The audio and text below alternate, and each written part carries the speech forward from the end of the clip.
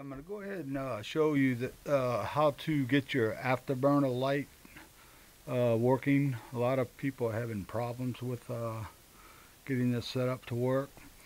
First, you want to take your auxiliary RX1 auxiliary wire and plug it in to RX auxiliary 1 port with the white facing up. And then you want to plug that into your receiver, into the battery. I plugged it into the battery port. Once you have that done, then you're actually going to have power to feed the control unit. You're going to have your pods, these little pods right here. You want to turn those both all the way to the left. That's the off position. Okay, then you go ahead and you take the power connector, which connects in the back of the unit. It comes with a 3 and a 4S, so we have a 4S set up here, and plug that in.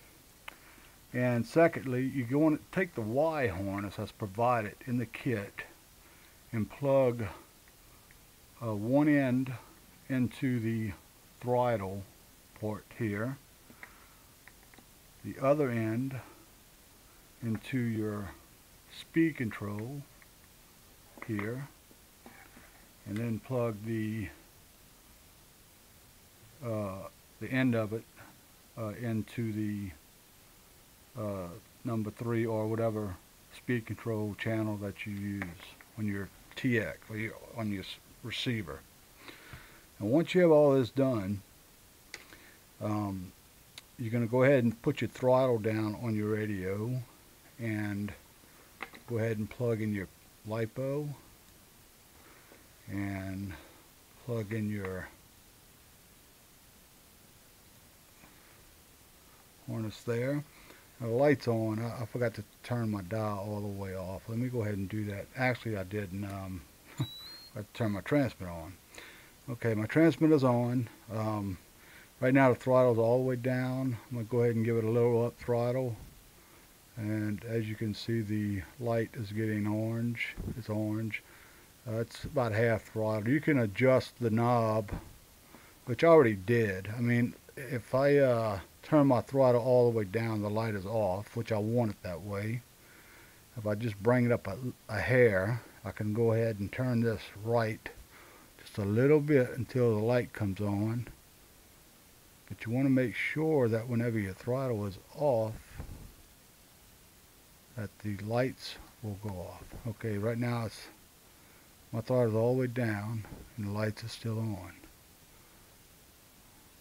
Just barely. Okay, I'm going to give it a little throttle. You can see they're glowing orange. That's half throttle and full throttle. I'll turn the lamp off here so you can actually see how bright these things are. They're really, really bright. But it's really simple. I mean, most people are not connecting.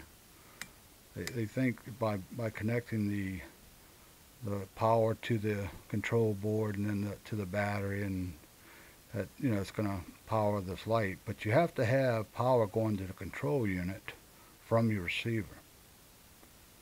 So that's where this auxiliary 1 comes into play.